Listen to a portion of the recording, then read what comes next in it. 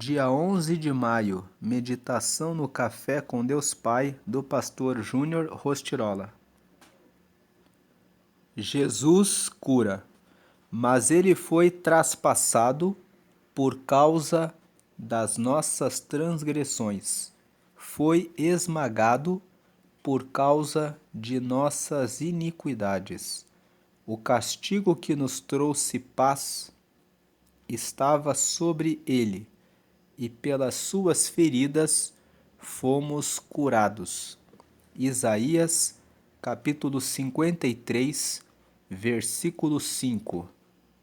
Esse texto que acabamos de ler fala sobre Jesus. O profeta Isaías, muitos anos mesmo, antes de Jesus aparecer encarnado nessa vida, nessa terra, profetizou de que Deus enviaria Jesus e que ele seria morto para que por meio dele todas as pessoas pudessem chegar até Deus.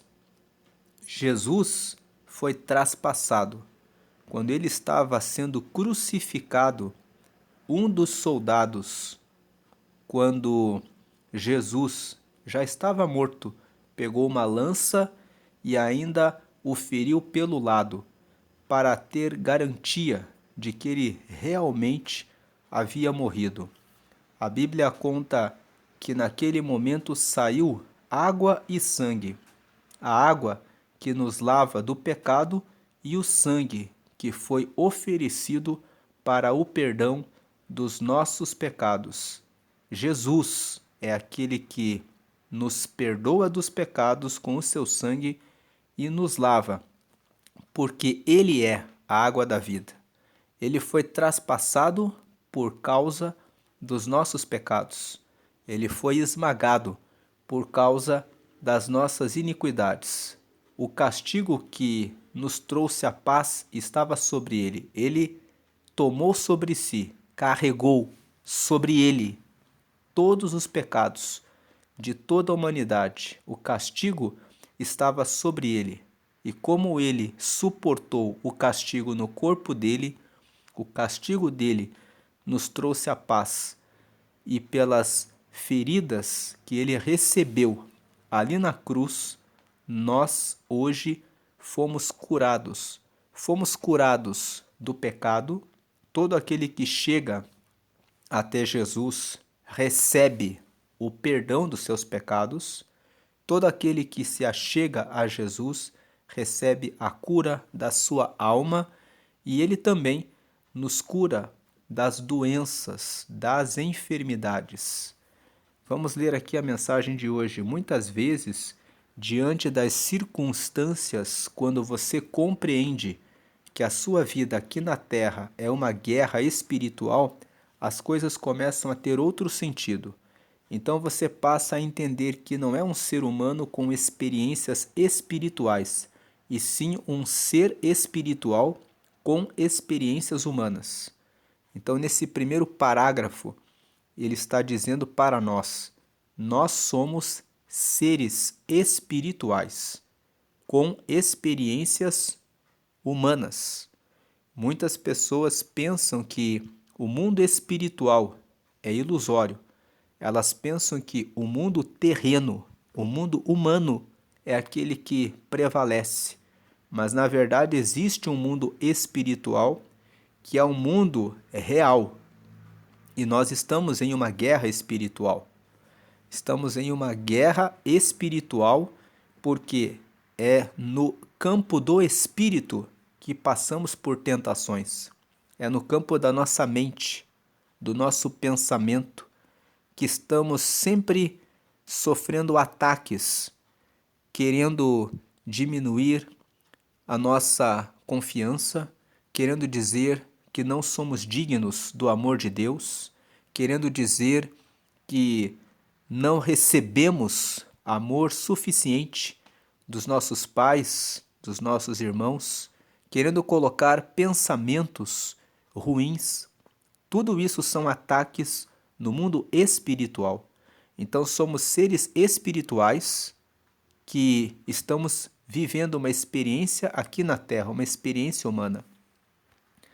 O texto que abre esta nossa reflexão ensina que Jesus tem cura para todas as áreas da nossa vida.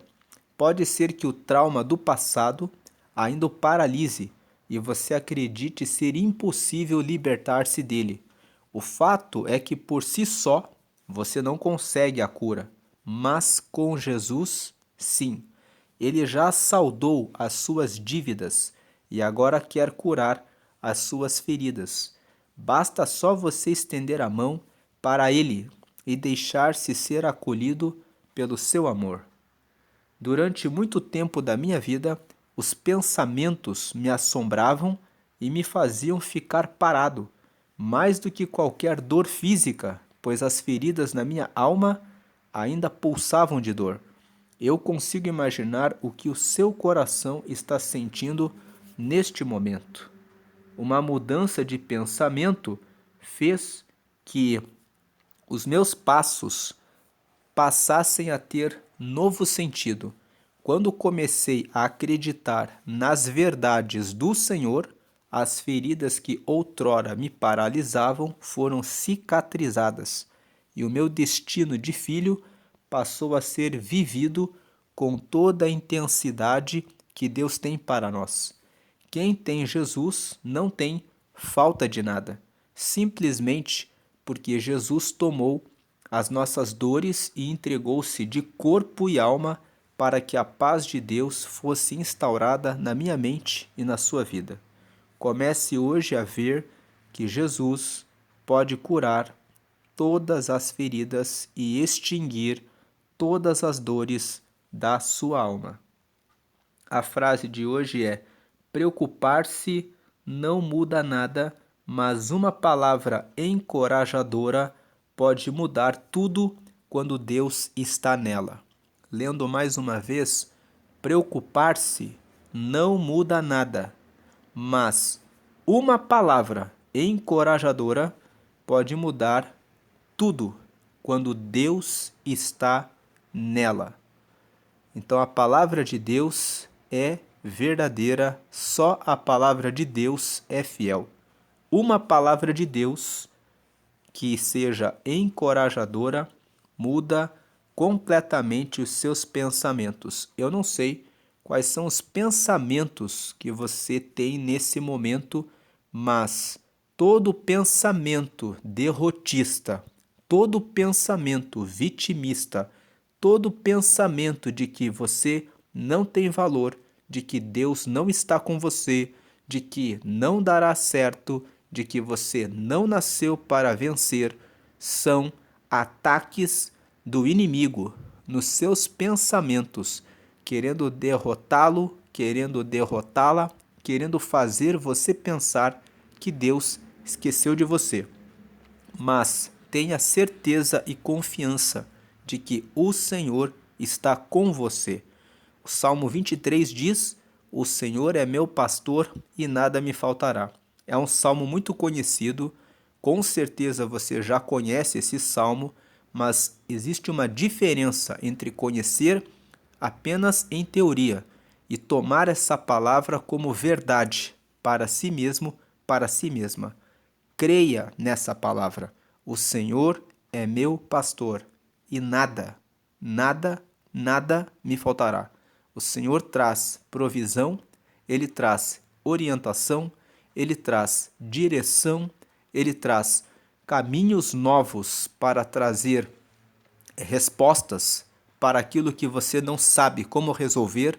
Ele traz pessoas no seu caminho para trazer orientação e direção, condução para um caminho certo, para um caminho de luz.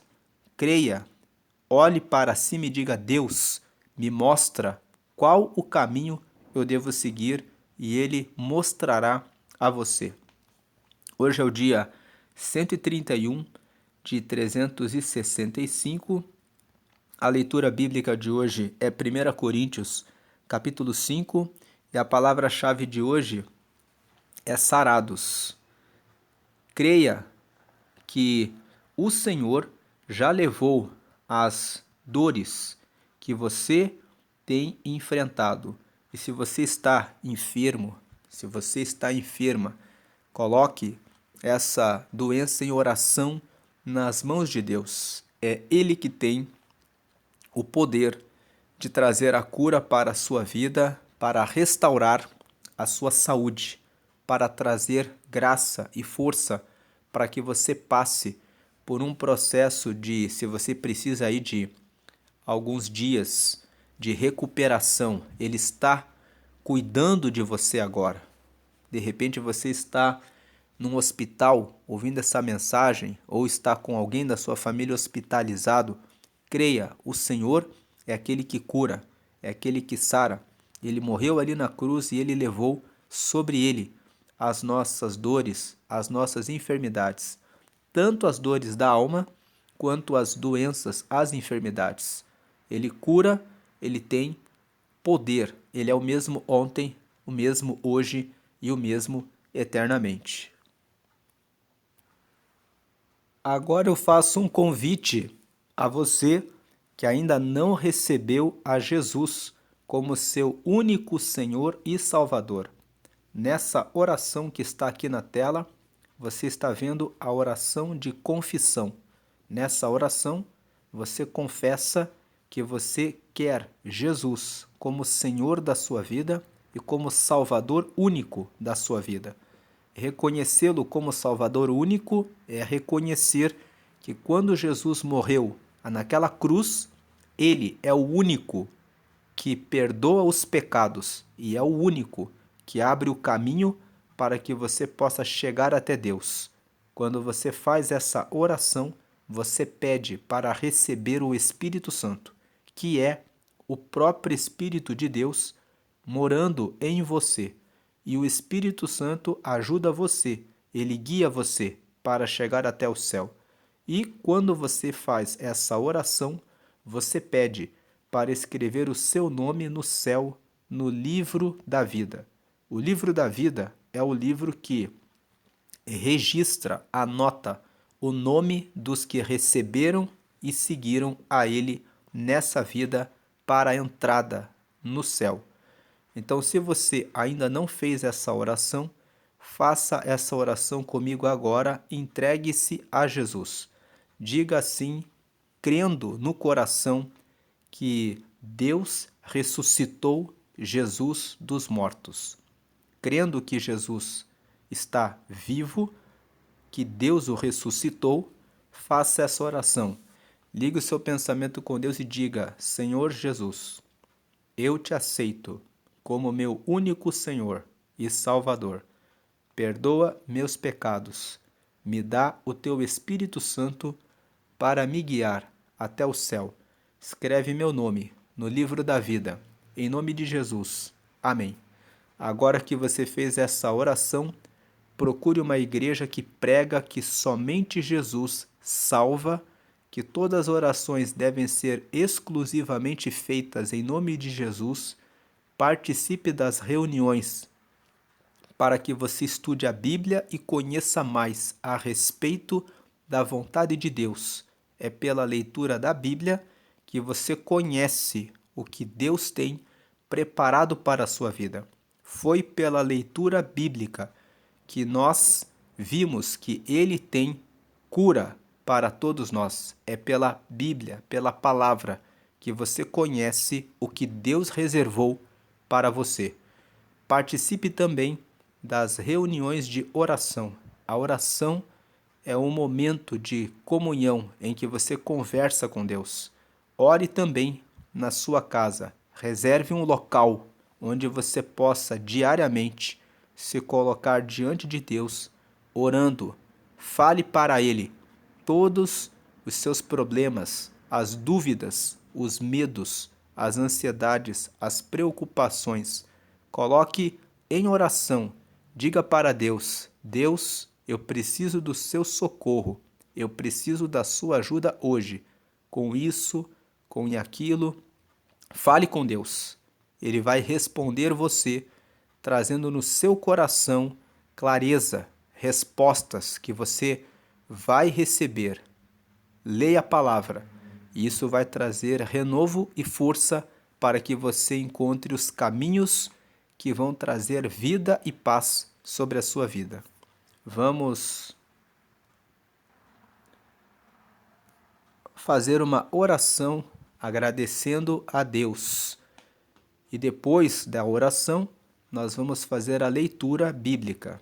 Senhor, nós te agradecemos porque o Senhor veio nessa vida e morreu em nosso lugar e carregou as nossas dores, carregou as nossas enfermidades. Acima de tudo, te agradecemos porque o Senhor levou sobre si os nossos pecados. O Senhor manifestou o seu poder salvador, oferecendo o seu sangue naquela cruz que nos purifica de todo pecado e que nos guarda e nos conserva diariamente em vida quando erramos, quando escorregamos, quando falhamos, seja por palavra, seja por olhar, seja por pensamentos. O Senhor é aquele que nos perdoa constantemente e que derruba da nossa vida todo o mal. Queremos te pedir agora que o Senhor visite esse teu filho, essa tua filha, que ora, meu Deus, nesse momento e liga o pensamento ao Senhor, que o Senhor agora responda a essa petição que ele está fazendo, que ela está fazendo, colocando nas tuas mãos o filho, a filha, o parente, o pai, a mãe que de repente está hospitalizado. Eu peço que o Senhor agora visite esse pai, essa mãe, esse filho, essa filha, esse neto, esse avô, essa avó, essa neta que está no hospital, de repente precisando de uma cura, que está passando por um tratamento médico. Eu peço que o Senhor agora dê sabedoria aos médicos para que eles saibam como fazer o melhor tratamento e que o Senhor traga saúde de maneira breve para a alegria desse teu filho, dessa tua filha. Peço que o Senhor agora derrame também a libertação dos pecados, dos vícios, das mentiras que Satanás lança nos pensamentos de que você não pode, que você não consegue, que você não nasceu para isso, que você não nasceu para vencer. Eu repreendo todos esses dardos inflamados do maligno pelo poder do nome de Jesus, ordenando que o Senhor agora liberte essa pessoa de todos esses ataques do mal. Que o Senhor dê graça e força para que o teu povo consiga ler a tua palavra, conhecer ao Senhor e orar, colocando os seus planos, os seus projetos, os seus propósitos nas tuas mãos e que recebam revelação, direcionamento, clareza, entendimento, prudência, para que consigam tomar a decisão certa, para que o teu nome seja louvado e glorificado e que o teu povo possa testemunhar da tua grandeza, do teu poder, do teu amor, da tua fidelidade. Eu peço que o Senhor agora derrube todos os maus pensamentos que muitas vezes atacam esse teu filho, essa tua filha, que pensam, glórias a Deus, que não podem, que não conseguem. Meu Deus, no Senhor eles podem, eles conseguem, porque o Senhor já decretou vitória quando morreu ali na cruz. O Senhor venceu todos os poderes das trevas por nós, no nosso lugar. E que esse teu filho, essa tua filha agora tome posse dessa palavra e diga: o Senhor é meu pastor e nada me faltará. Diga: o Senhor é meu pastor e nada me faltará. Diga: eu posso todas as coisas naquele que me fortalece, porque é o Senhor que me fortalece. Tome posse dessa palavra, declare essa palavra, tenha certeza dessa palavra, tenha convicção, o Senhor está na sua frente. Senhor, te agradecemos e te glorificamos em nome do Pai, do Filho e do Espírito Santo. Damos glória ao Pai, glória ao Filho e glória ao Espírito Santo. Amém.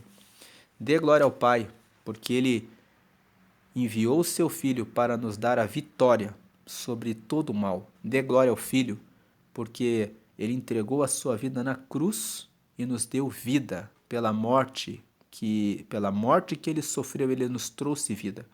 Dê glória ao Espírito Santo, porque Ele nos orienta, Ele nos guia e nos mostra o caminho certo todo dia. Agora vamos para a leitura bíblica. A leitura bíblica de hoje é 1 Coríntios, capítulo 5. Coríntios é uma carta que foi escrita pelo apóstolo Paulo para a igreja de Corinto, uma igreja que fica na região da Grécia. As pessoas que nascem em Corinto são conhecidas como coríntios. Então, 1 Coríntios é a primeira carta que Paulo escreveu para os coríntios. Na Bíblia, nós encontramos duas cartas. Por isso você vê 1 Coríntios. Paulo escreveu duas cartas. Primeira carta e depois ele escreveu uma segunda carta. Então aqui em 1 Coríntios, capítulo 5, Paulo esclarece algumas questões para os coríntios. Vamos ver quais são as questões que Paulo esclarece para eles. Verso 1. Agora estão dizendo que há entre vocês uma imoralidade sexual tão grande que nem mesmo os pagãos seriam capazes de praticar. Fiquei sabendo que certo homem está tendo relações com a própria madrasta. 2. Como é que vocês podem estar tão orgulhosos? Pelo contrário, vocês deviam ficar muito tristes e expulsar do meio de vocês quem está fazendo uma coisa dessas. 3 e 4. Quanto a mim, ainda que não esteja presente aí, pessoalmente estou com vocês em espírito, e agindo como se eu estivesse aí, já julguei, pela autoridade do nosso Senhor Jesus, o homem que está fazendo essa coisa horrível. Quando vocês se reunirem, estarei com vocês em espírito. Então, pelo poder do nosso Senhor Jesus, que estará presente conosco. 5. Entreguem esse homem a Satanás, para que o seu corpo seja destruído, mas o seu espírito seja salvo no dia do Senhor. 6. Não está certo que vocês estejam orgulhosos. Vocês conhecem aquele ditado: um pouco de fermento fermenta toda a massa. 7. Joguem fora o velho fermento do pecado, para ficarem completamente puros. Aí vocês serão como uma massa nova e sem fermento, como vocês de fato já são, porque a nossa festa da Páscoa está pronta, agora que Cristo, o nosso Cordeiro da Páscoa, já foi oferecido em sacrifício. 8. Então vamos comemorar a nossa Páscoa, não com o pão que leva fermento, o fermento velho do pecado e da imoralidade, mas com o pão sem fermento, o pão da pureza e da verdade. 9. Na outra carta que escrevi a vocês, eu recomendei que vocês não tivessem nada a ver com gente imoral. Esse versículo 9, nós vemos Paulo dizendo para os coríntios que, na outra carta que escrevi a vocês, eu recomendei que vocês não tivessem nada a ver com gente imoral. Então, os estudiosos da Bíblia dizem que dentro da Bíblia nós temos duas cartas de Paulo, mas eles dizem que Paulo, na verdade, escreveu 4 cartas. Então, uma das cartas que não está na Bíblia seria essa carta aqui, que Paulo está fazendo referência aqui. Ele diz aqui no verso 9: na outra carta que escrevi a vocês, eu recomendei que vocês não tivessem nada a ver com gente imoral. Então, essa outra carta que 1 Coríntios está mencionando seria a primeira carta, que não está na Bíblia, porque não encontraram os pergaminhos para colocarem aqui na Bíblia. Mas podemos saber, pela leitura desse versículo 9, que era uma carta que, pelo menos, fazia referência a questões da imoralidade sexual, porque o verso 9 aqui está dizendo claramente: na outra carta que escrevi a vocês, eu recomendei que vocês não tivessem nada a ver com gente imoral. Verso 10. Eu não quis dizer que neste mundo vocês devem ficar separados dos pagãos, que são imorais, avarentos, ladrões ou que adoram ídolos, pois para evitar essas pessoas, vocês teriam de sair deste mundo. 11.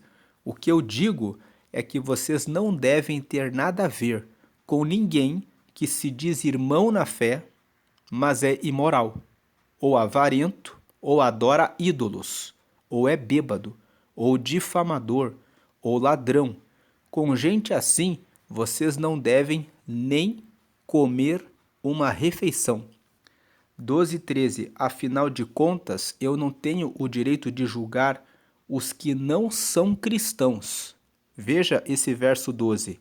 Afinal de contas, eu não tenho o direito de julgar os que não são cristãos. Não devemos julgar as pessoas que vivem uma vida longe de Deus. O texto aqui diz: Deus os julgará. Mas será que vocês não devem julgar os seus irmãos na fé? Como dizem as Escrituras sagradas: expulsem do meio de vocês esse homem imoral. Então, esse texto nos fala que estava acontecendo uma imoralidade na igreja de Corinto. Paulo ficou sabendo que havia um irmão na fé que estava tendo relações com a sua madrasta. E o texto revela que esse fato era notável.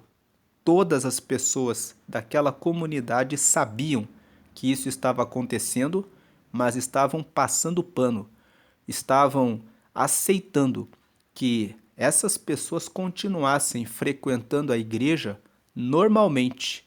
E Paulo fala: essa pessoa tem que ser entregue a Satanás. O que significa ser entregue a Satanás? Paulo estava dizendo que digam para ele, já que você está no caminho errado, que você fique no caminho errado. Quando a pessoa é entregue a Satanás, a pessoa é removida da comunidade e que ela sofra as consequências do pecado no corpo dela. Ela vai começar a sofrer, vai começar a passar por situações que vão fazer que ela se arrependa, que ela venha até Deus, que ela confesse os pecados, que ela se arrependa. É isso que Paulo está dizendo.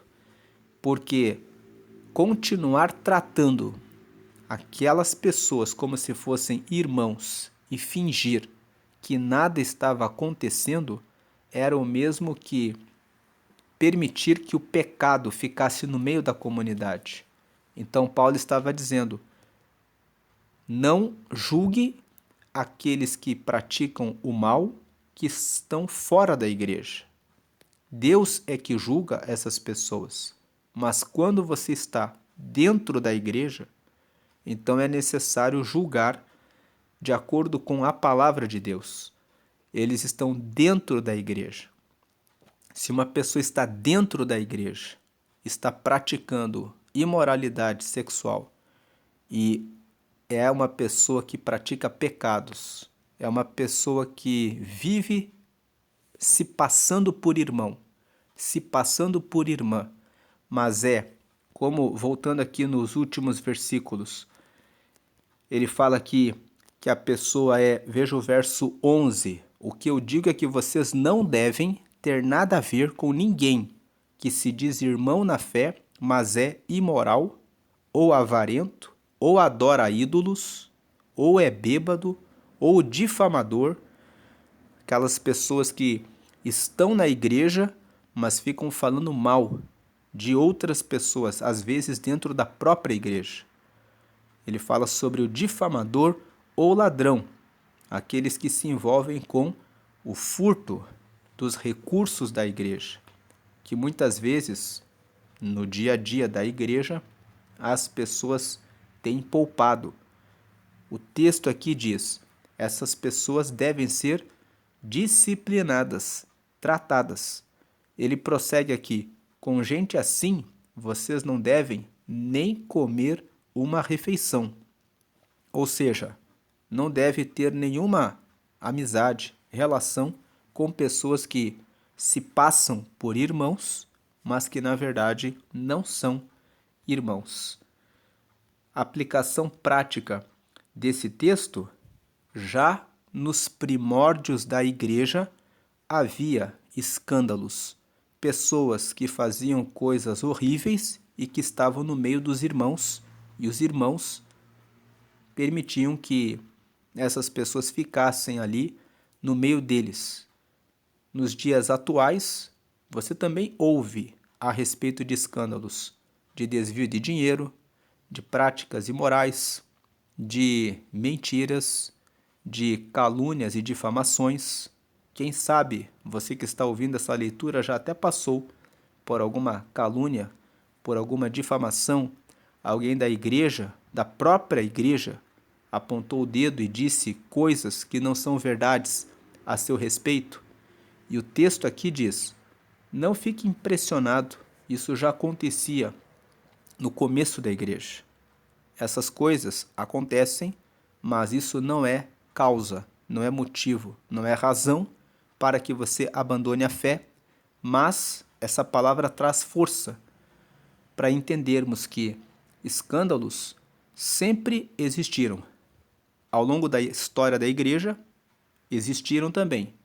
Existem ainda hoje, mas devemos cuidar da nossa fé.